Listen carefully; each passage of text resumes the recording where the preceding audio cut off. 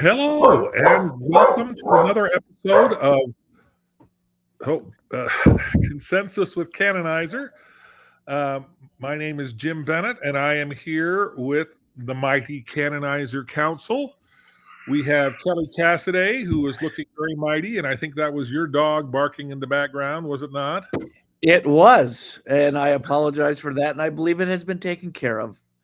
That is all right. Not permanently, just for the duration of the podcast. For the duration of the podcast. And we have also Brent Allsop here with us. Hey, Brent, how are you?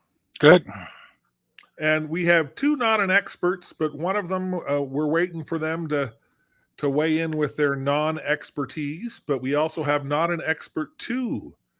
How are you, sir? Hello, I'm good. How are you? I am just fine. Very nice to have you here. Thank you. So we're going to be talking about a topic that I think is just center stage for the entire world at the moment. I don't know that there's anything else that is as pressing as what's happening right now in Iraq. In Iran. So that was a little bit of a Freudian slip, because one of the big campaign issues for President Trump was this idea that we need to stay out of wars in the Middle East, and yet here we are diving right into a war in the Middle East, and there are a lot of conflicting emotions about this. I grew up in a predominantly Jewish neighborhood, and I've kept in touch, particularly on social media, with a lot of my childhood friends, and very few of them, in fact, pretty much none of them, are Donald Trump fans.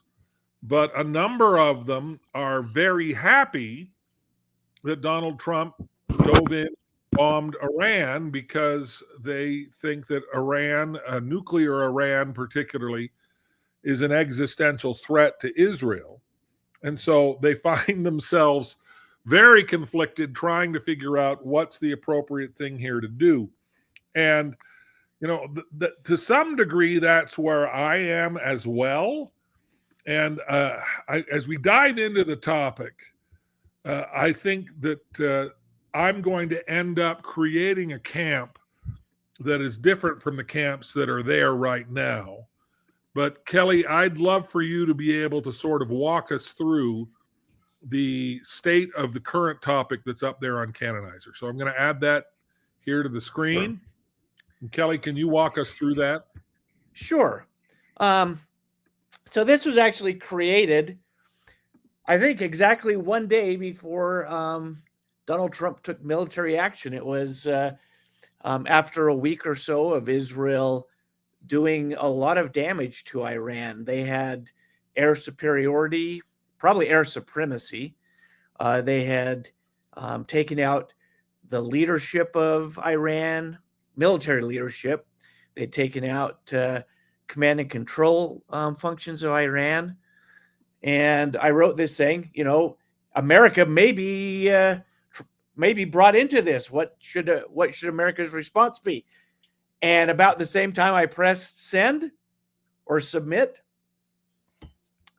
America had launched a series of B-22 strikes with their big bunker buster bombs. And depending on the intelligence analyst view of the minute, either destroyed, damaged, or set back Iran's nuclear capabilities. There are a couple of camps that we can look at here. Here is the main camp, and you can see it was created before the bombing took place. I guess it was 2 days before. It was created on June 20th, and the U.S. bombs took place on June 22nd.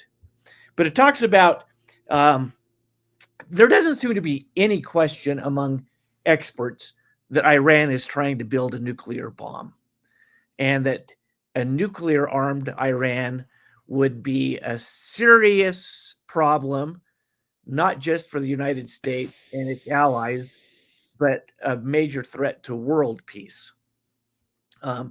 They have been under the watchdog, International Agency for Atomic Development. Is that how you say it? For a couple of decades to monitor their program. And Iran has been very non-compliant in its in working with the IAEA. The Council of Foreign Relations said that they have uranium that's enriched to 60%, and like there's the science behind it. To go from 0 to 60 takes years.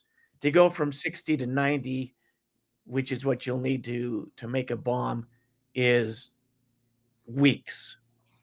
And so they had a bunch of fissile material ready to go, and Israel acted on it.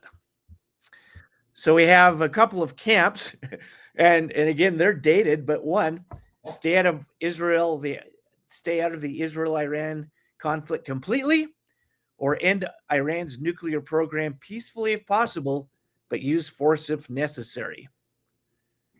So there's a background on the topic. So have you joined one of these camps? I have not, but I'm like you. I'm really torn by this. I understand the difference between a military action and a war, but is it America's responsibility to be the world's police force? Now that it's happened, I feel obliged to use force if necessary camp, but I'm interested to see what your camp is, Jim. Well, I'm preparing that even as we speak, and I'm going to launch that here, but I want to see if we can get Brent, and not an expert too, to weigh in here a little bit. Where do you guys stand on this? I've joined the stay out of Israel conflict completely. Kelly put a statement in there that I'd like to tweak a bit, but yeah. Here, let's look at that then. So we click on the statement, go up here to the consensus tree. I will join this camp. Stay out of Israel-Iran conflict. Woohoo! Got a consensus emerging. So do you want me to read what it is right now while we're doing this? It's important to understand. This is from the Atlantic magazine, and it was written a couple of days after Israel started their bombing campaign. It says, instead of Israel-Iran completely, the U.S. security is not at stake, no matter how many times Netanyahu goes on U.S. television to claim otherwise. It's important to understand just how different Israel and U.S. policy is with respect to Iran right now. Based on his public comments to date, Trump largely views Israel's ongoing air campaign in Iran as the epitome of coercive diplomacy. That is, using Israel's military force to compel Khamenei to authorize new negotiations about Tehran's nuclear program with Washington. Then it goes on to talk about there are approximately 400,000 U.S. troops stationed across various bases in the Middle East, a good portion of which are susceptible to Iranian ballistic missile attacks. So far, the Iranians have had their hands full and have determined that expanding the war to U.S. troops is likely to result in more U.S. military intervention, not less. And it goes on to say that Trump is correct in stressing the futility, wastefulness, and strategic idiocy of past U.S. wars in the Middle East, which lasted too long, placed U.S. troops in unenviable situations with little chance of success, and in the case of the 2003 war in Iraq, actually shifted the region's balance of power closer to Iran's side of the ledger. If the war between Israel and Iran persists, the United States should stay out of it. U.S. security isn't at stake, no matter how many times Netanyahu goes on American television to claim otherwise. All right. And so that's the camp that you're supporting. No, that's yep. That's what sorry. Brent is supporting. Yes, That's what Brent is supporting. Okay. Well, as we are speaking, I have added a new camp, and I've just put the statement in. I'm just about to publish the statement.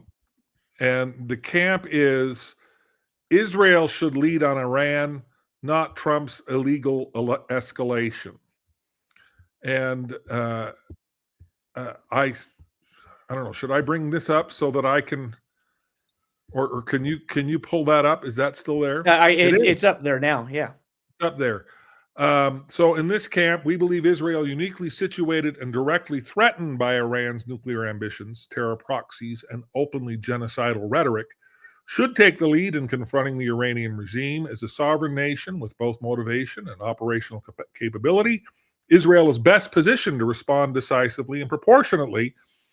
The United States should support Israel quietly and strategically, offering intelligence, logistical resupply, and diplomatic shielding without drawing itself into direct confrontation. Such restraint serves U.S. interests by strengthening our ally while avoiding the escalation of a broader war in the Middle East. Unfortunately, former President, I don't know why it says former, gotta change that. President Donald Trump's recent actions represented an illegal and reckless intervention that undermines U.S. law. Because the War Powers Act, where he is drawing authorization for this, and I'm just changing this to take out the former there, that shows Canonizer's functionality, that you can edit a statement until somebody else supports this. This goes live right after I change it. But the War Powers Act authorizes a president to act if there is some kind of imminent danger to the United States, so that a president doesn't have to sit on his hands, wait for congressional approval to be able to respond to something that's an imminent threat. There is no, I would agree with you, Kelly, that everybody seems to recognize that Iran is working towards a nuclear weapon. How close they are to a nuclear weapon is very much up for debate. Netanyahu has been saying that the nuclear weapon is right around the corner within days, and he's been saying that for years. You know, he has made presentations where he describes the weapon that's about to be launched, and this is 10 years ago. And so there was no indication that Iran was about to imminently threaten the United States. So I don't think that President Trump really has a legal basis to justify this kind of an attack. But my conflict is that, again, America and the world cannot tolerate a nuclear Iran. And so the appropriate thing for the president to have done would have been simply to back up Israel, to continue to support our ally, but let Israel lead out on this, because this is a direct and imminent threat to Israel. As far as we know, Iran does not have the capacity to launch an intercontinental ballistic missile that would hit the United States. So the United States wasn't under a sort of imminent threat that would justify what President Trump has done. So it's really remarkable. As someone who is not a fan of President Trump, this is fracturing the MAGA coalition. You only have to watch the exchange between Ted Cruz and Tucker Carlson to realize all is not well in MAGA land. The promise that President Trump made in the campaign was that we were not going to start any new wars. He also promised that he would end the Ukraine war within 24 hours, even before taking office. He promised he would resolve Israel and Gaza, and both of those continue unresolved and escalated. And now we are jumping into a war with Iran. You know, President Trump's he said, okay, well, this isn't really a war. I've just taken out the nuclear capacity, and now there's a ceasefire and everything's fine. Well, first of all of the intelligence suggests he has not taken out the nuclear capacity, and the ceasefire didn't even last for a day. The ceasefire was broken almost immediately. There really wasn't a ceasefire. And that caused President Trump to drop the F word on national television. They don't know what the F they're doing. So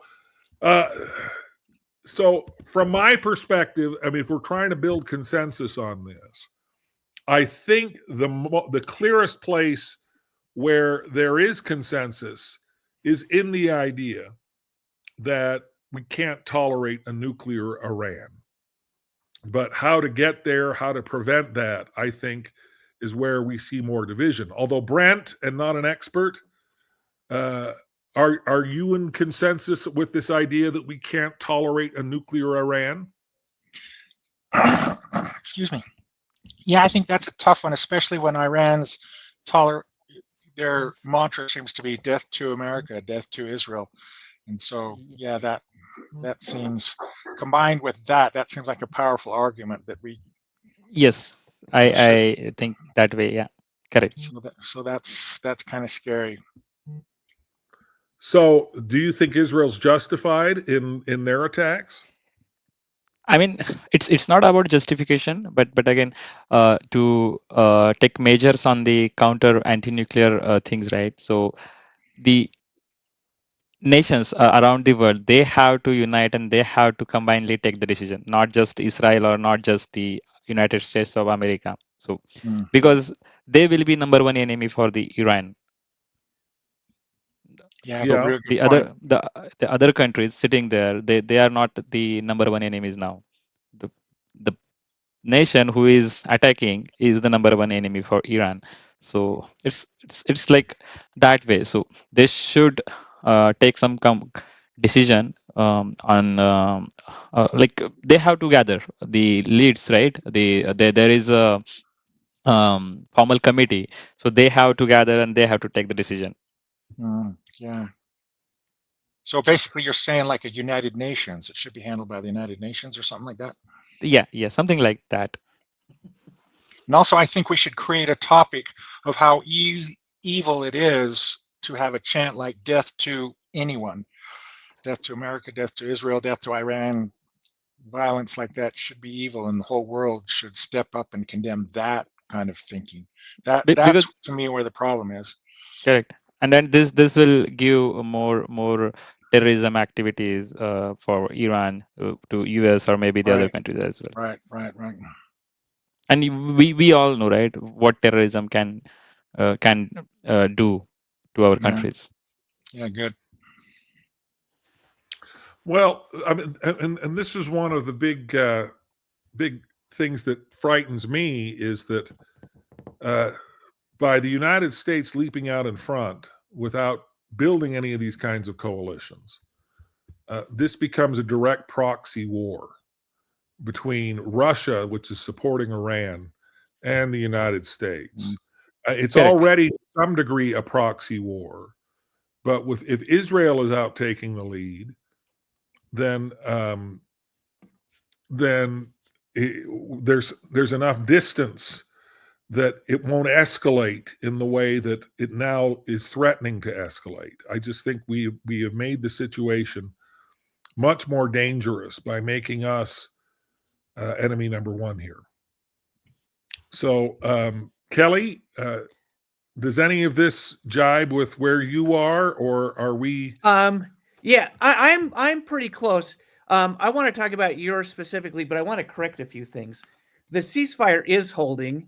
What was going on when Trump famously used the F word on national TV is the ceasefire was to take place 12 hours in the future, and both Iran and Israel were going right up to the final minutes to get in their final licks.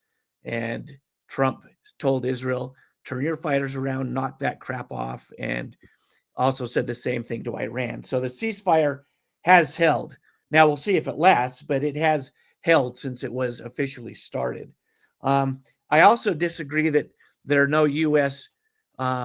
interests or in the Middle East. The U.S. has 40,000 troops in the Middle East that are I didn't say directly no interest. I'm sorry. I didn't say that we have no Okay. interest in the Middle East. I said we are not under an imminent threat that would justify a military attack. And I also disagree with that. We have 40,000 troops there. We have interests in the Middle East that would be directly impacted by an Iranian attack. Both American and Israeli, I think international observers say that suspect that Iran has enough material for 10 nuclear weapons. So 10 nuclear weapons could do a lot to American troops, American interests. And there was a lot of talk about proxies here. I think it's interesting that Iran's proxies have been completely silent during this. Now that could change, but Hezbollah did nothing while Israel was attacking Iran. The Houthis did nothing while Israel was attacking Iran, and I believe that's the cause of that is Donald Trump going to the Middle East and making peace with a lot of people who would normally join in with Iran's chants of death to America. The Saudis, the Yemenis, the Qataris, the Emirates. So, like, I think Trump took care of a lot of the diplomatic issues before this happened. But specifically to your point, Jim, I would jump in and support that were it not for the last two paragraphs in this. Like, I don't think Donald Trump, these were unauthorized or illegal or reckless interventions that undermine U.S. law, alienates allies. In fact, I think what it's done is actually embolden allies and saw that America is there to make sure that allegiances hold. And now it might invite retaliation. Thus far, it hasn't. And as I mentioned, Iran's proxies have been silent so far. You know, that could change. I don't think his unilateral provocations make America less safe. I think what it's done is made America safer. I think that it's shown America's enemies the axis of evil, Russia, China, North Korea, and Iran, that America does take care of its allies and protects its interests. And then your final paragraph, we reject Trump's lawless aggression and affirm that leadership against Iran must be both legitimate and measured. I think it has been legitimate. I think it has been measured. So if you were to take out those final two paragraphs, I would jump in and say, you've nailed it, James. Cool. Well, also, it's interesting that Russia doesn't have any resources left to take in. Some people have been pointing out that Russia isn't doing anything because they can't do anything because they're totally bogged down in Ukraine. They don't have anything left to react with. That is correct. Yeah, they don't have. The thing that frightens me, however, is that they don't have anything conventionally to respond with, which means that if they're pushed far enough, that we could see nuclear escalation. Yeah. One of the things that Putin has said, or at least Medvedev has said, is, okay, Iran, there are other countries, presumably including Russia, who would be willing to provide you with nuclear weapons. Yeah. Mended, how do you say his name? My Russian is pretty good. Is known for all these whacked out comments. So I think that was just a flex that had nothing behind it. Well, that may be true, but this is what I think is frightening. Again, so Kelly, I think I could join one of your camps as well if we recognize. I mean, I think that we share consensus on the goal here. We do not share consensus on the process, and I think the fact that Trump I just don't see Trump acting in any way that strikes me as measured or legitimate. I remember the first Gulf War, particularly when George H.W. Bush was putting together an international coalition to get Iraq out of Kuwait. It was a lengthy but also productive exercise in international diplomacy, and even the Iraq War, which George W. Bush is criticized for massively, and I don't want to dive into that because I think I'm one of 5 people on the planet who still likes George W. Bush. I'm one of them too, so we've got to find the other 3. We got to find the other 3. But even then, there was a lot of effort to bring in allies, and there was also an effort to go to Congress. He got specific authorization. He didn't get a declaration of war, and there are a lot of constitutionalists who are upset that the United States hasn't declared war for 80 years or so. But he did get direct authorization for this military action, and Trump has not seemed... There's no indication that Trump has made anywhere near a similar sort of effort. And there are even Republicans in Congress who are saying that this is illegal, that this was inappropriate. I don't think anything will come of that. I think that's to a large degree an academic discussion, because we now know that presidents are immune from prosecution, that impeachment is a paper tiger, and that there's no real way to hold a president accountable if they break the law. So I can sit there and huff and puff and be upset about that, but there really isn't any consequence that can be brought to bear. And so but I just think that the world would be safer if Israel was the one that was taking the lead. And the United States would certainly be safer if Israel were the one taking the lead. The fact that we jumped out in front, that we dropped a massive amount of bombs, and that we are now Iran's enemy number 1, I just don't see that as a positive for the United States. So I'm not willing, Kelly, I'm sorry, to remove those 2 paragraphs, because those 2 paragraphs essentially summarize the part of my position about which I feel most strongly. So we may not build consensus in that regard. Well, I think we're closer than, as you pointed out. But let me say one thing. Like, you're acting like Donald Trump is the only president who has used military force on an enemy without congressional action. Jimmy Carter took military action without congressional action in Iran. Ronald Reagan took military action in Grenada in Iran. George H.W. Bush took military action in Panama and Somalia. Bill Clinton, he did a lot. Iraq, Haiti, Bosnia, Afghanistan, Sudan, Kosovo, all without congressional approval. George W. Bush, our great friend, he got congressional approval. It wasn't a declaration of war, so I guess he is the exception. Obama, he famously has dropped, during his tenure as president, 26,172 bombs that we know about in areas where America was not at war. Syria, Iraq, Libya, Yemen, Somalia, Pakistan.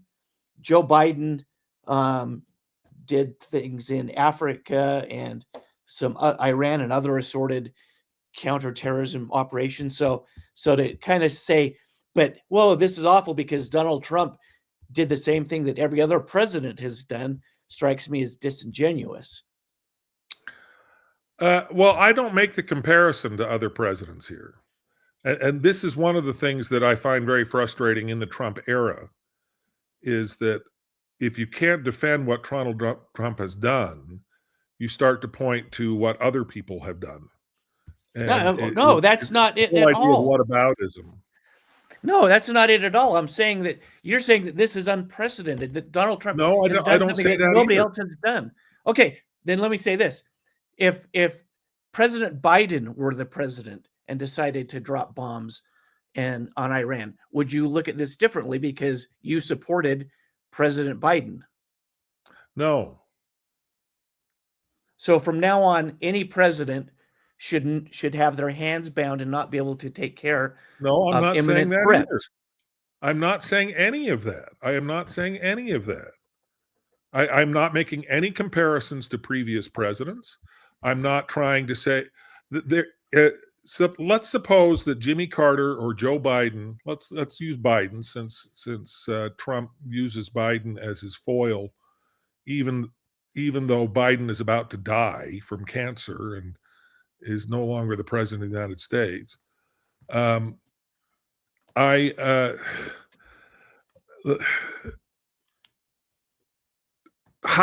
Let's say that Joe Biden launched nuclear missiles and did something so egregiously illegal and wrong that there is absolutely no possible way to deny just how awful and wrong it is. That doesn't make anything that Donald Trump does right. This is the thing. This is the thing is that I'm not trying to make any kind of comparison. I'm not trying to score a political point. I'm trying to say that in this circumstance, the way this is being done is inappropriate. And I mean, I'm happy to take out the illegal because I just don't necessarily think that matters anymore. Presidents are no longer governed by the rule of law. And so we don't even, maybe they never were, but we don't even try to pretend that they are at this point. And that really isn't the crux of my position. The crux of my position is the fact that we're doing this is making America less safe. And I agree with almost everything. Let me go to what one of them. I took this part of the consensus tree camp. This is from the Atlantic Council, and it was written a few hours before we found out that this is probably written while B-2s were on the way to Iran, but says, end Iran's nuke program peacefully if possible, but use force if necessary. And I think this is fascinating. The Israel-Iran war is coming down to a single question. What should be done about the hardened nuclear facility at Fordo? If Israel lacks the capacity to destroy it, and if a diplomatic solution is not realistic, then U.S. President Donald Trump should authorize U.S. bombing of Fordo and other remaining nuclear program infrastructure in Iran. But doing so must come with a condition. Israeli Prime Minister Benjamin Netanyahu declares Israel's objectives accomplished and ends the war. There are three options to end Iran's nuclear program. The first and most preferred is diplomacy. If Iran is willing to come back to the negotiating table, as Trump has sought, and as Iran reportedly might be willing to do, despite public protestations, then it must do so from a starting point of giving up its right to domestic enrichment and agreeing to dismantle all of its nuclear sites. Moreover, dismantlement should be undertaken by international experts, not Iranian personnel. So, I think I'm going to be supporting this one, so we might not be there because this is exactly how I feel. And now that it's happened, I feel like it's supported that Iran shouldn't have nuclear weapons. Israel should take care of it, and Americans should stop in if diplomacy isn't going to work. So I'm going to support this one right here. I'm going to press add camp support. And so looking at the consensus tree,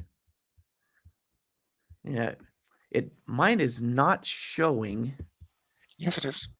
It's not showing the percentages. Oh. So I'll figure that out.